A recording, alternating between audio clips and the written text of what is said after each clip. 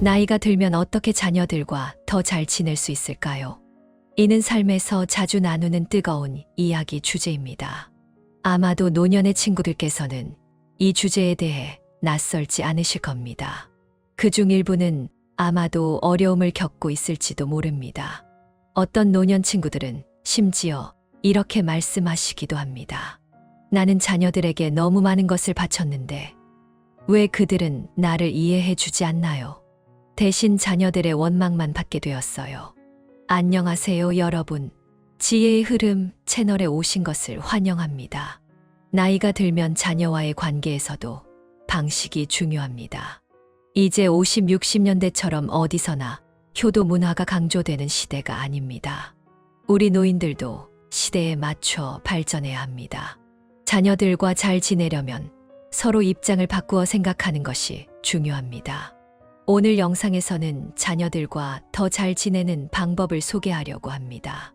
아무것도 하지 말고, 묻지 말고, 간섭하지 말라는 멜라빈 법칙을 지키는 것이 중요합니다. 자녀들에게 너무 간섭하지 말고 그들의 자율성을 존중하는 것이지요. 자, 여기서 한 가지 작은 이야기를 들려드리겠습니다. 김지영 씨는 은퇴한 지 오래된 할머니입니다. 그녀의 하루는 손자, 손녀를 돌보며 밥을 만들고 학교에 데려다주고 너무 바쁘게 지냅니다. 어느 날 그녀의 아들이 늦게까지 야근을 하다가 집에 돌아오니 식탁 위에 아직 김이 모락모락 나는 국 한 그릇이 놓여 있었습니다. 김지영 씨는 미소를 지으며 말했습니다. 늦게 돌아온다고 해서 내가 오길 기다리며 일부러 준비했어. 그 순간 아들의 마음은 따뜻해지고 모든 힘든 일이 보람을 느끼게 되었습니다. 하지만 반면에 박종수 씨는 그의 노년 생활이 그렇게 평화롭지 않았습니다. 그는 아들과 며느리와 함께 살고 있었지만 자주 작은 일들로 갈등을 일으켰습니다. 박종수 씨는 자주 잔소리를 하고 며느리의 육아 방식에 대해 불만이 많았습니다. 며느리는 젊고 기운이 넘쳤고 반박을 하지 않으려고 하지 않았습니다. 집에서는 자주 소란스러웠고 아들은 그 가운데에서 어쩔 줄 몰라 괴로워했습니다. 같은 노년 생활을 하면서 왜 김지영 씨와 박종수 씨의 상황은 이렇게 차이가 날까요? 우리는 첫 번째 유형을 이야기해 봅시다. 바로 자녀에게 과도하게 의존하여 자아를 잃어버린 부모님입니다. 이런 부모님은 마치 한 그루의 큰 나무처럼 젊을 때는 자녀들을 위해 그늘을 만들어 주었지만 나이가 들면서 그 뿌리를 자녀들의 땅에 박고 자녀 없이는 살 수 없게 됩니다. 어떤 부모님들은 나이가 들어 신체가 예전 같지 않아 기본적인 생활을 스스로 할 수 없게 되기도 합니다. 식사 준비, 세탁, 청소와 같은 일상적인 일들을 자녀의 도움 없이 해결할 수 없습니다. 가끔 한두 번 도움을 청하는 것은 괜찮지만 계속 반복되면 자녀들에게도 생활과 부담이 따르게 됩니다. 그들 또한 일과 후에 집으로 돌아와 부모님을 돌봐야 하기 때문에 피곤할 수밖에 없습니다. 부모가 과도하게 의존하면 자녀들은 무기력함을 느낍니다. 자녀들이 부모를 섬기지 않으려는 것이 아니라 단지 모든 일을 다 맞추기엔 체력과 시간이 부족하기 때문입니다. 나이가 들면 자녀에게 모든 것을 의존하지 말고 자립을 배워야 하며 자신의 삶을 돌보는 법을 익혀야 합니다. 만약 외로움을 느낀다면 자신의 노후를 잘 계획하고 자신만의 공간을 확보하는 것이 중요합니다.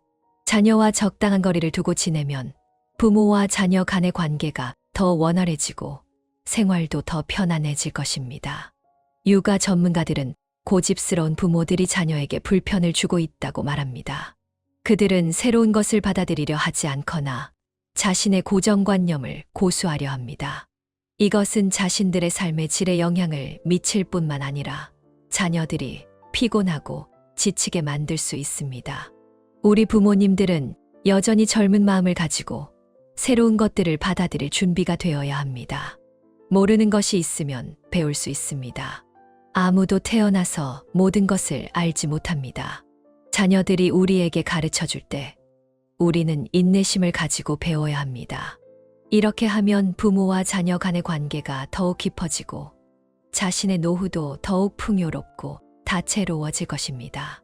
나이가 들면 자녀와 가장 잘 지내는 방법 세 번째는 자녀의 가정사나 직장일, 재정 문제에 간섭하지 않는 것입니다. 나이가 들면 자녀에 대한 과도한 통제 욕구를 버려야 합니다. 너무 많이 간섭하면 자녀가 독립하는 데 방해가 될 뿐만 아니라 자신이 평화로운 노후를 보내는 데도 도움이 되지 않습니다. 자녀와의 관계에서 자녀에게 더 많은 자유를 주고 자신의 삶을 잘 사는 데 집중하는 것이 중요합니다. 자녀가 어떻게 살고 배우자와 어떻게 지내는지는 자녀들의 일이기 때문에 가끔은 의견을 제시할 수 있지만 강제로 요구해서는 안 됩니다. 자녀가 어떻게 해야 하는지에 대한 우리의 생각은 제한적입니다. 자녀에게 우리가 아는 방식으로 살라고 강요하는 것은 옳지 않을 수 있습니다. 자녀를 사랑한다고 해서 그들이 고난을 겪는 것을 막으려는 마음도 이해하지만 그들도 스스로 삶을 배우는 것이 중요합니다. 우리는 그들의 인생을 대신 살아줄 수 없기 때문에 노년에는 자녀들이 스스로 삶을 경험하도록 용기 있게 내버려 두는 것도 사랑의 한 형태입니다. 이제 그 이야기를 여러분께 공유하려고 합니다. 이 아줌마는 61세로 몇 년 전에 은퇴하였고 그 당시 학업 성적이 매우 좋았지만 어머니가 원하지 않아 결국 작은 시골에 남게 되었습니다. 이 아줌마에게는 2명의 형제가 있는데 이 2 형제는 강한 어머니 덕분에 평생 얌전하게 지냈습니다. 형제들이 결혼 후에도 여전히 어머니에게 통제받았고 2 며느리와 강압적인 시어머니는 불화가 있었으며 약한 남편들은 그들에게 희망을 주지 않았습니다. 결국 2명의 형제는 각각 이혼을 했습니다. 지금 2 형제는 모두 60대가 되었지만 그들의 삶은 그리 행복하지 않으며 가족과의 관계도 좋지 않습니다. 이 아줌마는 집안에서 유일하게 도시로 나간 사람이었고 직장은 괜찮았지만 그녀의 삶도 행복하지 않았습니다. 왜냐하면 어머니는 여전히 그녀를 통제하고 있었기 때문입니다. 알고 보니 이 아줌마는 61세에 이미 손주가 6세였고 올해 설에는 큰딸이 그녀에게 빨간색 외투를 사주었는데 그녀는 피부가 하얗고 빨간색이 잘 어울렸습니다. 그런데 어머니는 그것을 반대하며 빨간색은 악령처럼 보인다며 절대 입지 못하게 했습니다. 이 아줌마는 한 번 입을 때마다 어머니에게 꾸지람을 들었고 결국 그 외투를 옷장에 넣어 두었습니다. 하지만 어머니는 그 아줌마가 집에 없을 때 몰래 그 옷을 버렸습니다. 80세가 넘은 그 어머니는 목소리가 크고 말이 아주 심하게 나쁘며 아줌마는 젊은 시절처럼 계속해서 타협할 수밖에 없었습니다. 그녀는 너무 고통스러워하며 이렇게 말했습니다. 내 인생이 이렇게 끝나버린 건가요? 저는 그 아줌마의 마음을 정말 이해합니다. 왜냐하면 제 할머니도 그렇게 강압적인 성격을 가지셨기 때문입니다. 최근에 저는 적게 걷는 길이라는 책을 읽었는데 그 책에서 통제와 관련된 예시가 있었습니다. 이 이야기는 제 마음에 깊은 인상을 남겼습니다. 책에서 52세의 한 기업가가 심각한 심장병을 앓았고 극도로 우울해졌다는 이야기가 나옵니다. 그는 자신이 지금까지 살아온 길을 되돌아보며 그 모든 것이 무의미하게 느껴졌다고 고백했습니다. 그는 자신의 삶이 항상 어머니를 만족시키기 위한 삶이었다는 것을 깨달았고 어머니의 기대에 맞추기 위해 평생 고생하며 살았던 것을 깨달았습니다. 그 기업가는 어머니의 기준에 맞춰 자신을 변화시켜 왔습니다. 이번 일로 아줌마는 완전히 무너졌고 어머니에게 눈물을 흘리며 항의했지만 그 어머니는 전혀 듣지 않았습니다. 너는 내 딸이니까 내 말을 들어야 해. 내가 이제 자식들이 있으니까 강해졌다며 내 말 안 듣지 말고 따라야 해. 아줌마는 어렸을 때부터 모든 것을 어머니에게 의지했다고 말했습니다. 그런데 나이가 들어서도 여전히 어머니의 말을 들어야 한다니 너무 억울했다고 합니다. 원래 아줌마의 어머니는 시골에서 살았지만 작년 몸이 안 좋아져서 도시로 이사 오게 되었고 아줌마의 집에 계속 머물며 떠나지 않으려 했습니다. 아줌마는 겨우 손자를 키우고 이제 남편과 함께 여행을 가려고 했지만 그런데 또다시 이 까다로운 어머니를 돌봐야 했습니다. 남편은 아이의 아들 집에 가서 어머니를 피하고 싶어 했습니다. 사실 남편도 어머니를 보고 싶지 않았지만 어머니는 그의 친엄마였기에 결국 고생하며 가야만 했습니다. 만약 돌아가지 않으면 어머니가 전화를 걸어 비난할 것이기 때문입니다. 그는 이 점을 깨닫고 깊이 숙고한 끝에 처음으로 어머니의 뜻에 반대하며 아내와 자녀들의 반대에도 불구하고 시골로 가서 오래된 스타일의 가구 가게를 열었습니다. 그 나이와 위치에서 이렇게 전면적인 변화를 일으킨 것은 마음 속의 압박감과 고통이 얼마나 큰지 상상할 수 있습니다. 하지만 그는 여전히 초인적인 용기를 보여주었고 젊을 때의 꿈을 이루었습니다. 사실 이 기업가가 이러한 변화를 이루는 것은 결코 쉬운 일이 아니었습니다. 그의 심리학자는 그에게 충분한 용기를 주었고 그는 결국 모든 제약에서 벗어나 자신에게 맞는 선택을 할 수 있었습니다. 우리 일반 사람들은 통제적이고 까다로운 어머니를 만나면 그처럼 쉽게 벗어날 수 없습니다. 대부분의 사람들은 그저 자신의 좁은 감옥 속에서 조용히 살아가며 탈출하기 어렵습니다. 그래서 저는 그 61세 아줌마의 마음을 정말로 이해합니다. 그녀는 이 모든 것에서 벗어날 수 없었고 설령 저에게 이야기를 해도 그저 푸념하는 정도였습니다. 그녀의 삶은 별로 변하지 않을 것 같고 아마도 그녀는 이미 그 삶에 무감각해졌을 것입니다. 그녀에게는 이미 이 삶이 전형적인 패턴처럼 되어버린 것 같습니다. 마치 적게 걷는 길처럼 말이죠. 어느 날 그녀의 부모님이 잠시 집에 오셨을 때 부모님이 잠자리에 든 후 그녀와 남편은 거실에서 열심히 토론 프로그램을 보고 있었습니다. 중간쯤 되어 각자 자신이 지지하는 쪽을 옹호하며 다투기 시작했는데 소리가 점점 커지자 남편이 조용히 손짓을 하며 쉿 하고 했습니다. 그제서야 그녀는 부모님이 이미 잠들었음을 깨닫고 급히 목소리를 낮췄습니다. 예전에 마리 퀴리 부인과 그녀의 남편 피에르와 관련된 작은 이야기를 읽은 적이 있습니다. 어느 해 마리 퀴리 부인의 생일에 남편 피에르는 1년 동안 모은 저축으로 값비싼 코트를 사서 생일 선물로 주었습니다. 마리 퀴리 부인은 선물을 받고 남편의 사랑에 감동했지만 그 당시 그들은 재정이 부족한 상황이었고 실험을 위한 예산도 거의 없었습니다. 사랑과 걱정 속에서 그녀는 부드럽게 말했습니다. 자기야, 고마워. 정말 고마워. 그 코트는 누구나 좋아할 만한 멋진 것이었지만 그녀는 이렇게 말했습니다. 행복은 물질적인 것이 아니야. 예를 들어 내가 나에게 꽃 한 송이를 선물해 주는 것이 우리에게는 훨씬 더 좋을 거야. 우리가 언제나 함께 살아가고 싸우는 것만큼 소중한 것은 없으니까. 너가 나에게 어떤 값비싼 선물을 주는 것보다 더 중요한 건 바로 그거야. 마리 퀴리 부인의 부드러운 말은 자신의 생각을 전달하는 동시에 남편과의 관계를 더욱 돈독하게 만들었습니다. 가족은 우리가 가장 중요하게 여기는 사람들이며 그들과의 관계는 정성껏 다뤄야 합니다. 좋은 의사소통은 직설적이고 거친 말보다 훨씬 더 중요하며 가장 부드러운 말이 가장 큰 감동을 줍니다. 진정으로 똑똑한 사람은 가족과 대화할 때 결코 큰 소리로 말하지 않습니다. 가족 안에는 자주 편안한 말을 나누고 그 집은 점점 더 번창할 것입니다. 한 90년대생이 왜 젊은 사람들이 어른들의 잔소리를 그렇게 싫어할까요? 라고 물었습니다. 그의 말은 금세 사람들의 공감을 얻었고 한 익명의 네티즌은 자신의 경험을 토로했습니다.